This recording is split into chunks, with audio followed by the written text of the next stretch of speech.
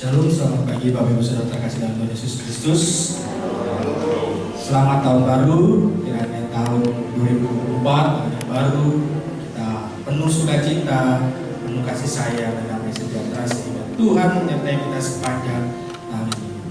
Saya juga menyambut untuk kehadirannya. Terima kasih Bapak Oto sudah bersedia untuk hadir di tempat ini bersama-sama beribadah dengan kami di Gereja Safari Park Baptis Fellowship. Kiranya Bapak dan keluarga diberikan terus happy holiday. Dan saya juga menyambut kepada saudara-saudara kita semua yang mengikuti ibadah secara online. Selamat datang, selamat beribadah. Kiranya Tuhan Yesus memberkati kita semua. Kita akan mulai ibadah kita pada pagi hari ini. Kita saat teduh sejenak mempersiapkan hati kita untuk datang kepada Tuhan. Untuk di tahun ini kita mensyukuri semua berkat kemurahan Tuhan yang telah diberikan sepanjang tahun 2023. Mari kita satu dulu. Ya Tuhan, Engkaulah Allahku. Aku mau meninggikan Engkau, mau menyanyikan syukur bagi nama-Mu, sebab dengan kesediaan yang teguh Engkau telah melaksanakan rancangan-Mu yang ajaib yang telah ada sejak dahulu. Yesaya 25 ayat 1. Kita bersyukur di pagi hari ini kita ada di tempat ini karena anugerah Tuhan dalam hidup kita. Begitu besar kasih dan anugerahnya dalam hidup kita. Kita menaikkan lagu pujian besar anugerah sebagai rasa syukur kita kepada Tuhan. Kami bersyukur Tuhan. Sepanjang tahun 2023 Kau terus menyertai kami.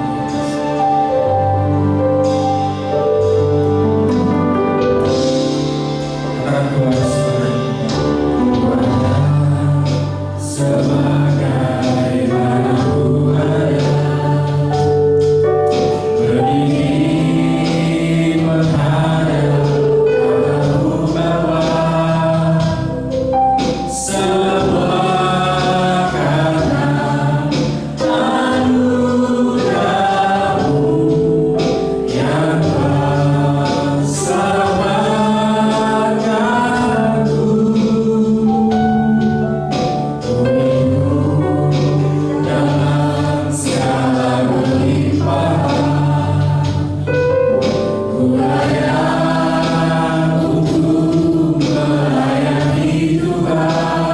Amin.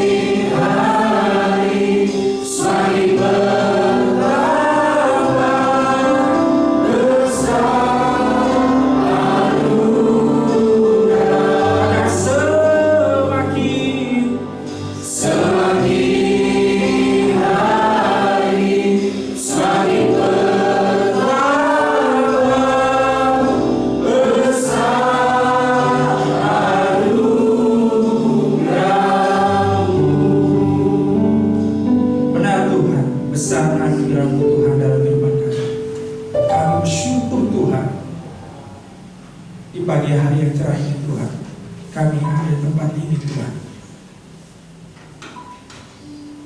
Begitu nyata Tuhan, kasih yang Kau berikan sepanjang tahun lalu hingga kami ya Bapak.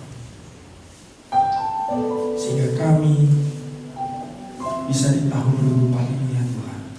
Itu karena Engkau Tuhan. Ini kami Tuhan. Kami mau naikkan rasa syukur kami kehadiran-Mu ya Tuhan. Dan ya Tuhan, dipermuliakan melalui ibadah kami ya Tuhan. Segala puji-pujian kami, penyembahan kami bisa menyenangkan hati-Mu Tuhan dan berkenan di hadapan-Mu Tuhan. Inilah doa kami sebagai rasa syukur kami Tuhan, karena anugerah dan kasih karunia yang terus curahkan ke dalam hidup kami Tuhan. Di dalam nama Tuhan Yesus Kristus kami berdoa dan mengucap syukur. Amin. Boleh sama kiri katakan selamat tahun baru Tuhan Yesus.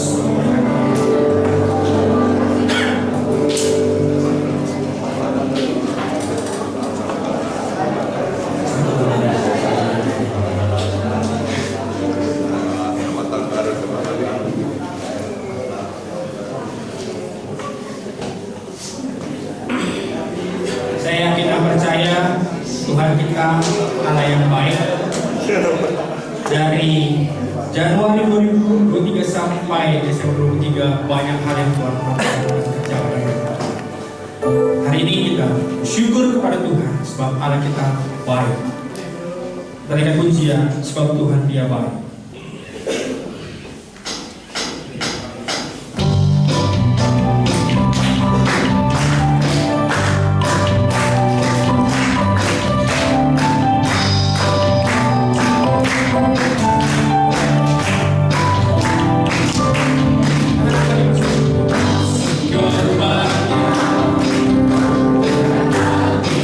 Syukur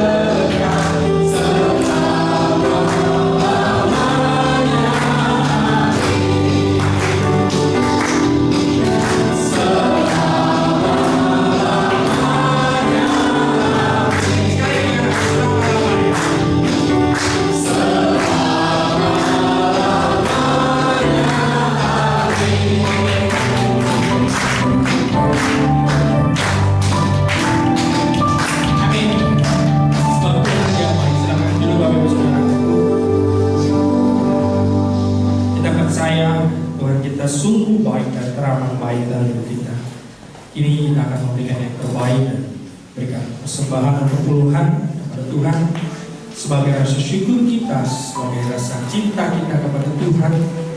Kita akan memberikan yang terbaik untuk Tuhan. Apabila memberi yang terambil dari Mazmur 96 ayat 8, berilah kepada Tuhan kemuliaan namanya, bawalah persembahan dan masuklah ke pelatarannya. Sambil kantong persembahan dijalankan, menaikkan pujian betapa hati.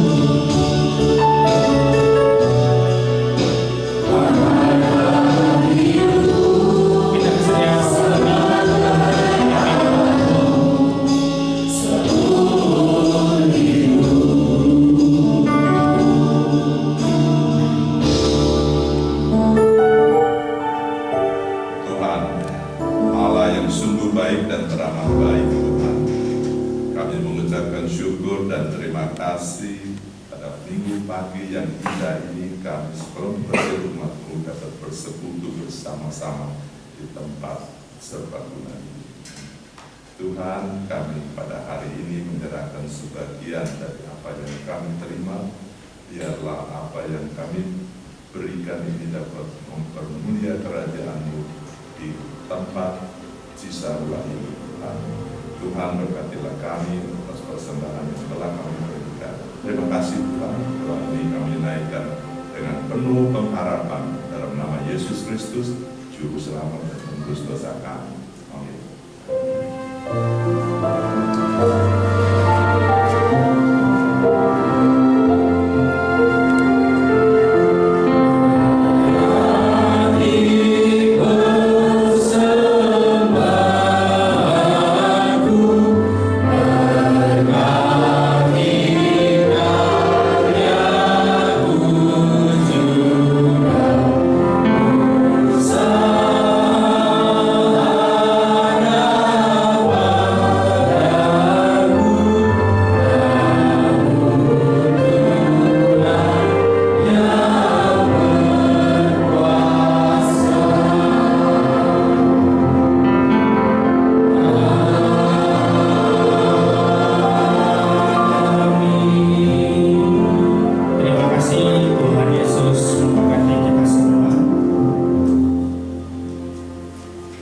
Ini saatnya kita akan mendengarkan kebenaran firman Tuhan. Pembacaan firman Tuhan yang terambil dari Keluaran 14 ayat 13 sampai 14. Kita baca bersama-sama. Saya undang Bapak Ibu Saudara untuk bagi berdiri.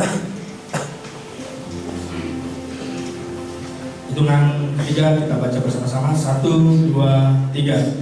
Tetapi berkatalah Musa kepada bangsa itu, janganlah takut, berdirilah tetap dan lihatlah keselamatan dari Tuhan yang akan diberikannya hari ini kepadamu. Sebab orang Mesir yang kamu lihat hari ini tidak akan kamu lihat lagi untuk selama-lamanya.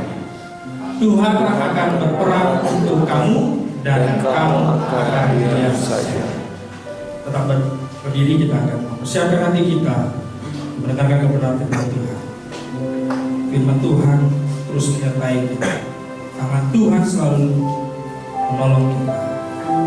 Setiap langkah kita percaya Tuhan selalu ada dengan saya.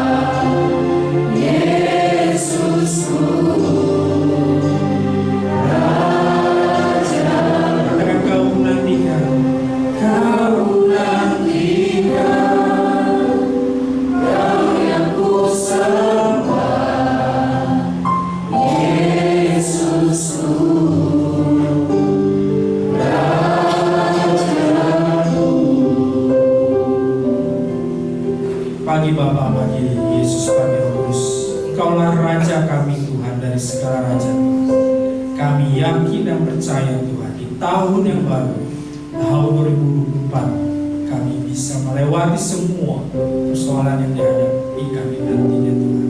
Sebab tangan Tuhan menolong kami, menuntun kami. Ini kami Tuhan, kami mau mendengarkan kebenaran firman Tuhan yang menjadi penopang iman kami Tuhan. Kiranya Tuhan berbicara kepada kami pribadi lepas pribadi ya Tuhan. Di doa kami siap belajar kebenaran firman Tuhan. Di dalam nama Tuhan Yesus Kristus kami berdoa dan mengucap syukur. Haleluya. Amin. Silakan duduk Bapak Ibu Saudara.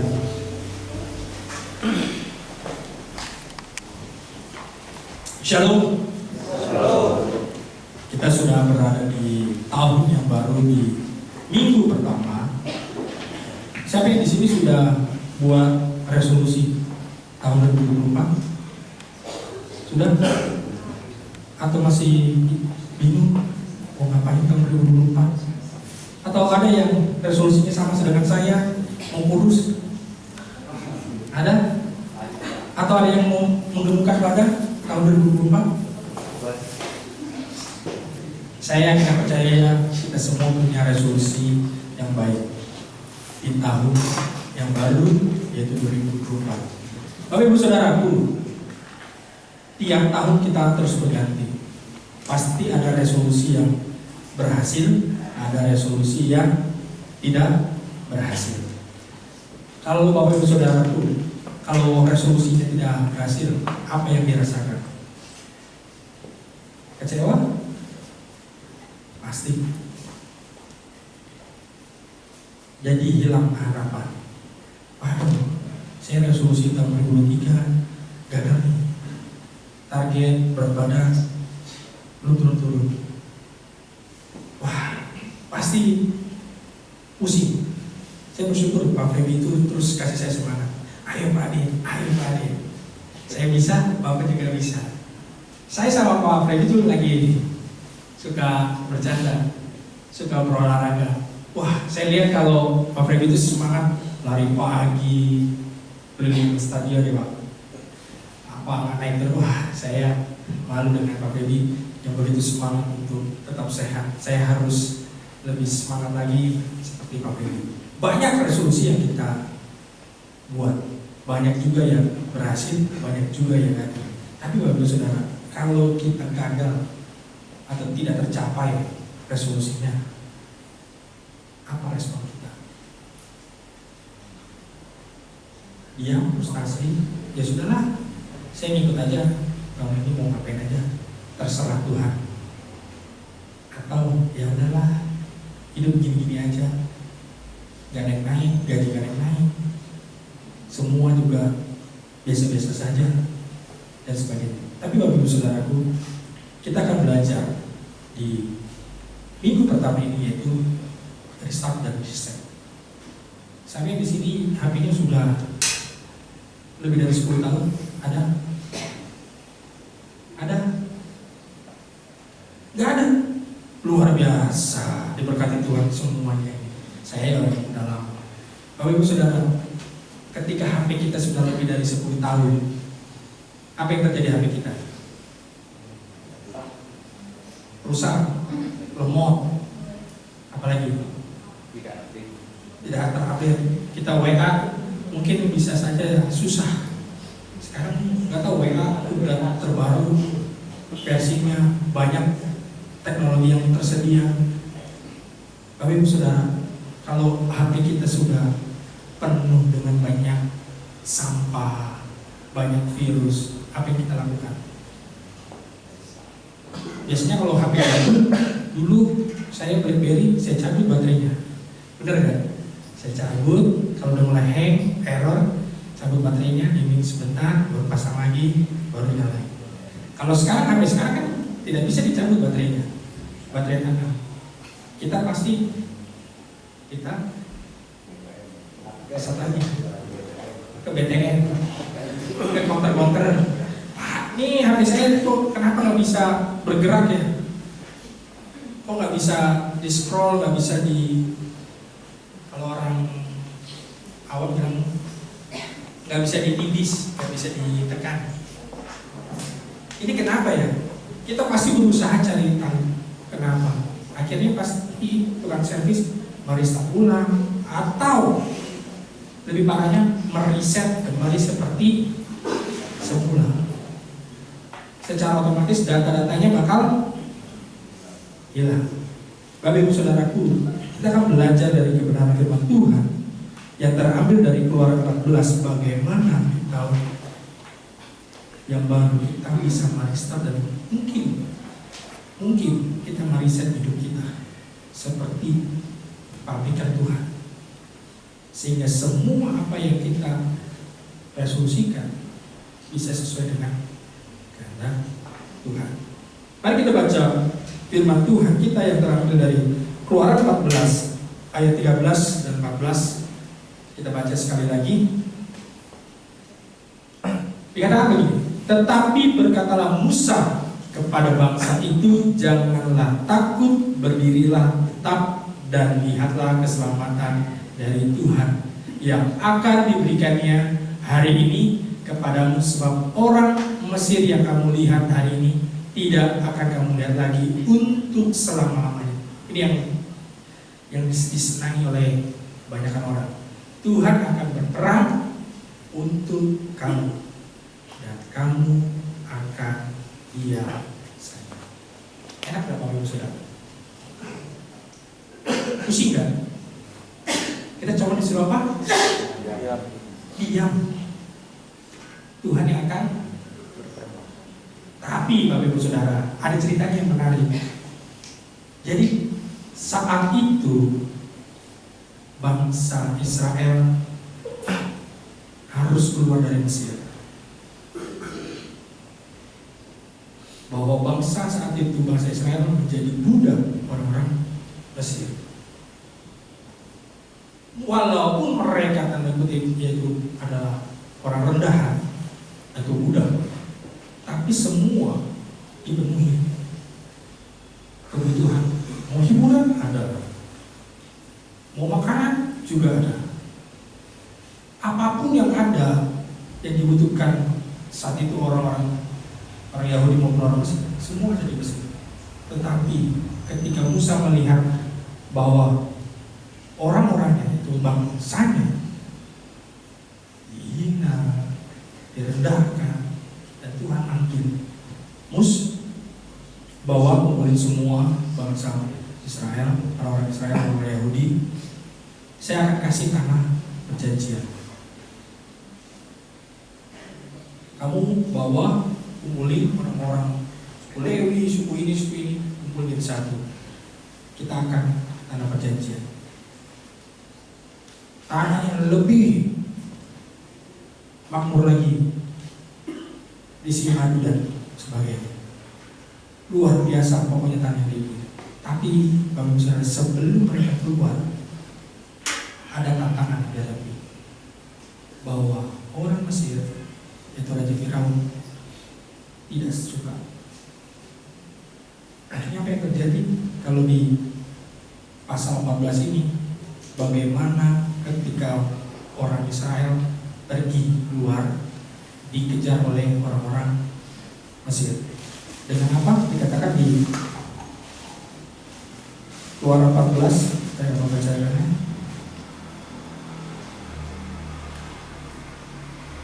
Dikatakan di ayat 3, maka Firaun akan berkata tentang orang Israel, mereka telah sesat di negeri ini, pada gurun telah mengurung mereka.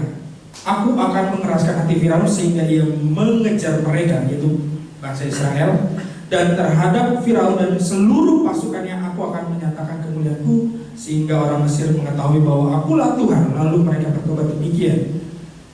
Ketika diberitahukan kepada Raja Mesir bahwa bangsa itu telah lari, maka berubahlah hati Firaun dan pegawai-pegawainya terhadap bangsa itu dan berkata mereka, apakah yang telah kita perbuat ini, bahwa kita membiarkan orang Israel pergi dari perbudakan kita? Kemudian ia memasang keretanya dan membawa rakyatnya serta. Ayat 7, ia membawa 600 kereta yang terpilih. Segala kereta Mesir masing-masing lengkap dengan perwira. Saya mau bayangkan 600 kereta. Mungkin kalau dianalogikan ke zaman sekarang, mungkin bahwa pasukan elit. Tentara kita punya pasukan-pasukan, kelas-kelasnya masing-masing. Ada kelas-kelas elitnya yang mungkin kita tidak tahu siapa yang pasukan-pasukan. Tapi ini 600 kereta dengan lengkap sama perwiranya, dengan alat-alatnya. Saya membayangkan saat itu bagaimana hatinya bangsa Israel. Pasti kacau. Disuruh pergi ke tempat yang enak, tapi ada tantangan. Dikejar-kejar 600 orang. Ini mungkin bukan 600 orang. Mungkin kalau satu kereta isi 4, berarti ada berapa? Sekitar 2.400 orang. Saya membayangkan betapa ketakutan yang dirasakan bangsa Israel. Tapi Bapak Ibu Saudara, kita akan belajar 2 hal bagaimana kita perlu meriset atau meriset kehidupan kita. Yang pertama Bapak Ibu Saudara, yaitu fokus pada Tuhan. Di ayat 10, 11, dan 12 dikatakan begini. Ketika Firaun telah dekat, orang Israel menoleh. Ini udah dekat Bapak Ibu Saudara. Ini udah tipis jaraknya antara bangsa Israel dengan orang Mesir. Apa yang dilakukan? Orang Israel menoleh, melihat seberapa dekatnya, seberapa kuatnya orang-orang Mesir. Dikatakan maka tampaklah orang Mesir bergerak menyusul mereka. Lalu sangat ketakutanlah orang Israel dan mereka berseru kepada Tuhan. Ini di ayat 11. Dan mereka berkata kepada Musa, apakah karena tidak ada kuburan di Mesir, maka engkau membawa kami untuk mati di padang gurun ini? Apakah yang kau perbuat ini terhadap kami dengan membawa kami keluar dari Mesir? Next, di ayat 12. Bukankah ini telah kami katakan kepadamu di Mesir, janganlah mengganggu kami dan biarlah kami bekerja pada orang Mesir, sebab lebih baik bagi kami untuk bekerja pada orang Mesir daripada di padang gurun. Bapak Ibu Saudaraku, bangsa Israel tidak fokus kepada apa yang ditujukan, yang mau Tuhan berikan kepada mereka. Mereka melihat dengan apa yang mereka lihat. Oh, ada tantangan, ada 600 pasukan mengejar mereka. Tapi mereka tidak fokus apa yang Tuhan sudah berikan atau Tuhan yang sudah janjikan, yaitu tanah perjanjian. Sedangkan di ayat awalnya Tuhan sudah berfirman, saya yang akan menjaga, saya yang akan menolong kalian. Terkadang Bapak Ibu Saudaraku, kita tidak fokus kepada apa yang Tuhan rencanakan dalam kehidupan kita. Kita terhalang dengan hal-hal yang di sekitar kita. Masalah pekerjaan, masalah di rumah, masalah kehidupan, pasangan hidup, dan sebagainya. Tapi sedangkan Tuhan sudah punya rancangan hidup kita, mau seperti apa dalam kehidupan kita. Tapi kita tidak fokus apa yang Tuhan rancangkan. Kita fokus kepada hal-hal yang ada di sekitar kita. Sama seperti bangsa Israel. Fokusnya mereka akan diselamatkan dan mendapatkan tanah perjanjian. Tetapi mereka lupa. Mereka fokus, oh, pasukan Israel di belakang. Ini gimana Musa? Bagaimana Musa? Akhirnya mereka bersungut-sungut lagi. Ngapain Musa? Engkau bawa kami hidup susah, harus berkejar-kejaran dengan orang, dan tidak tahu di mana tempatnya yang Tuhan tuju. yaitu tanah perjanjian. Bapak Ibu Saudaraku, kita harus melihat diri kita. Apakah selama ini kita fokus kepada Tuhan, fokus kepada rencana dan rancangan yang Tuhan berikan dalam kehidupan kita masing-masing? Tuhan sudah mempunyai blueprint kita. Oh, tahun sekian si A akan gini, tahun berikutnya dia akan ini. Tuhan sudah siapkan, Tuhan sudah plankan. Yang menjadi pertanyaannya, fokus kita kepada siapa? Kepada masalah-masalah di sekitar kita, orang-orang di sekitar kita, atau kita fokus kepada Tuhan? Banyak resolusi yang kita buat. Apakah kita bisa fokus kepada semuanya? Belum tentu. Tapi Bapak Ibu Saudaraku, kalau kita bisa fokus kepada Tuhan, yang dimana Tuhan sudah merancangkan semua kehidupan kita. Tadi dikatakan saat Tuhan yang akan berperang, kamu duduk diam saja. Kalau kita fokusnya kepada Tuhan, Tuhan yang akan berperang melawan semuanya. Kita hanya duduk diam. Hal yang kedua, Bapak Ibu Saudaraku,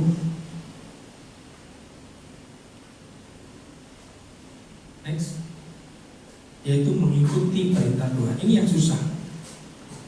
Dikatakan begini, berfirmanlah Tuhan kepada Musa, mengapakah engkau berseru-seru demikian kepadaku? Katakanlah kepada orang Israel supaya mereka berangkat, dan engkau angkatlah tongkatmu dan ulurkanlah tanganmu ke atas laut dan belahlah airnya, sehingga orang Israel akan berjalan dari tengah-tengah laut di tempat kering. Bapak Ibu Saudaraku, ketika saya belajar firman Tuhan, kecenderungan kita sebagai manusia sulit untuk mau mengikuti perintah Tuhan, apalagi perintahnya yang di luar nalar kita, logika kita. Bayangkan Bapak Ibu Saudara, disuruh angkat tongkat, ulurkan tangan, terus taruh di laut, masuk akal nggak?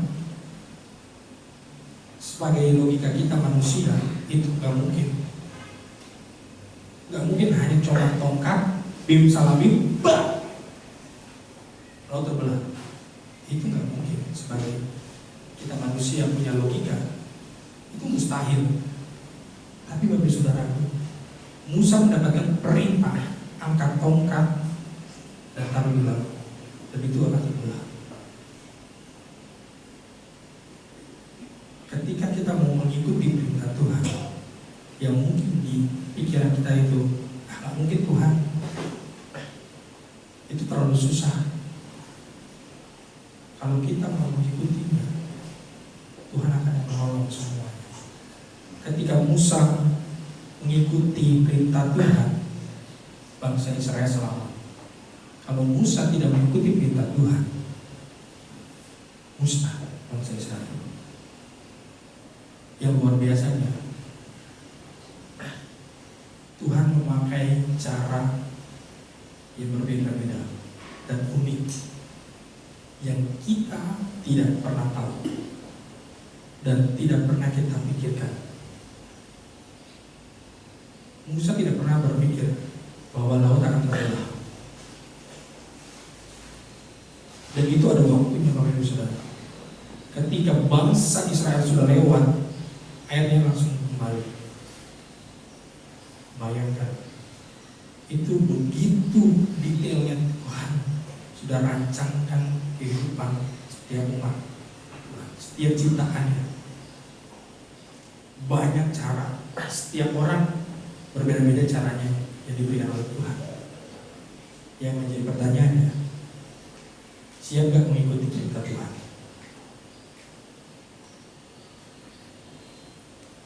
Jika kita mau berhasil di tahun 2024 ini, Tuhan akan memberikan cara-caranya. Kita siap atau tidak? Kita mau ikuti apa yang Tuhan perintahkan atau tidak? Itu tergantung terhadap kita. Fokus kita kepada diri kita, masalah kita, atau fokus kepada Tuhan.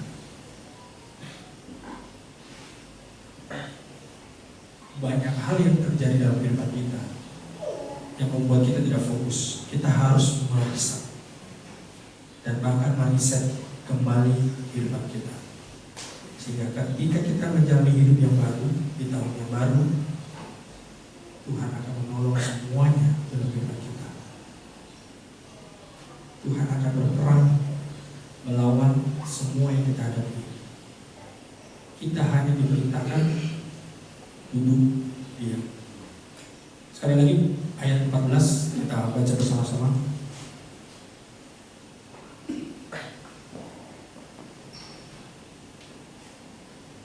Ya kan? Kita sama-sama bacanya. 1, 2, 3. Tuhan akan berperang untuk kamu dan kamu akan diam saja. Bapak Ibu Saudaraku, di tahun 2024 kita tidak tahu apa yang terjadi sepanjang tahun ini. Tapi kita hanya fokus kepada Tuhan, mengikuti perintah Tuhan, maka Tuhan akan berperang melawan semua yang kita akan hadapi sepanjang tahun 2024. Kiranya kita di tahun ini Tuhan memberkati kita semua. Amin. Saya undang pemain musik dan singer kita meresponi firman Tuhan pada kesempatan pagi hari ini. Kita mau serahkan tubuh, roh, dan jiwa kita ke dalam tangan Tuhan. Hanya di dalam Tuhanlah yang akan menolong setiap kehidupan kita, setiap musim-musim kehidupan kita.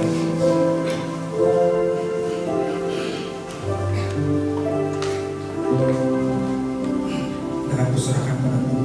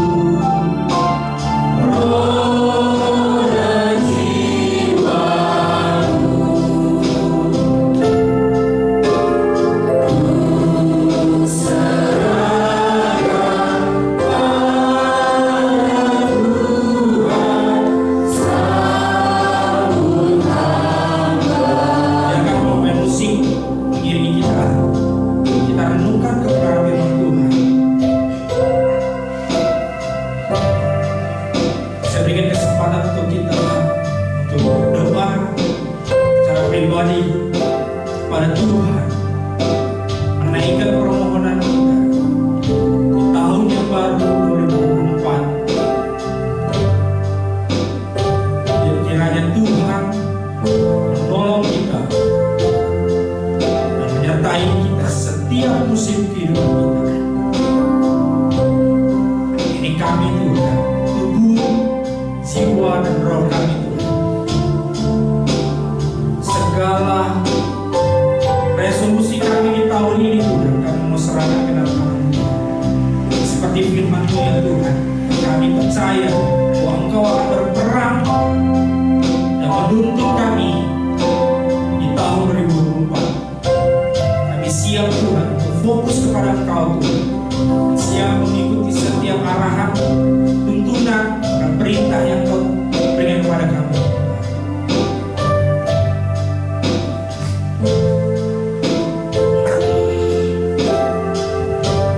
Kita dengan ujian baik pertama, aku serahkan pada Tuhan tubuh, roh, dan jiwa kami.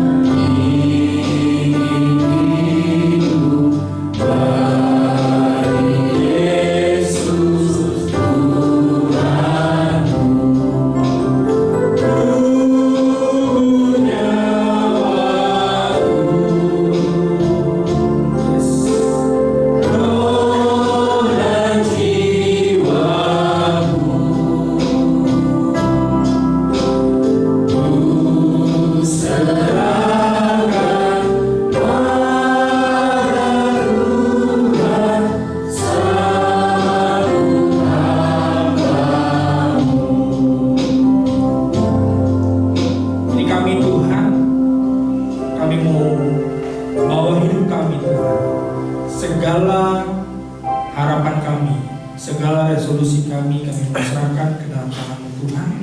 Kiranya Tuhan berkehendak dan sesuai dengan rencana dan rancangan yang Tuhan sudah siapkan dalam kehidupan kami Tuhan. Kiranya Tuhan terus menolong kami setiap musim kami. Bapak Ibu Saudaraku, saya undang Bapak Ibu Saudara untuk bangkit berdiri. Kita akan akhiri dan kita akan menerima doa berkat daripada Tuhan kita Yesus Kristus. Diberkatilah keluargamu, anak cucu, dan bahkan dalam pendidikan anak-anakmu. Diberkatilah segala pekerjaan, segala usaha yang dikerjakannya, sehingga menjadi banyak berkat bagi banyak orang. Dan diberkatilah kesehatan dan kekuatan yang sempurna dari Tuhan kita Yesus Kristus. Dan pulanglah dengan kasih, sukacita, dan damai sejahtera dari Tuhan kita Yesus Kristus sampai Tuhan datang menjemput kita kedua kali. Haleluya. Amin. Terima kasih Yesus. Syukurlah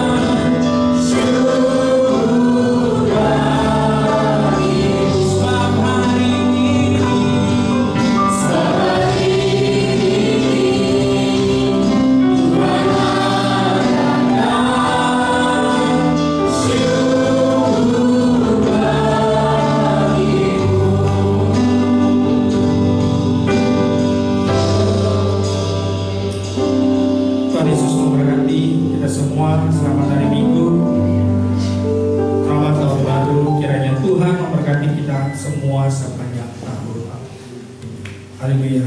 Amin.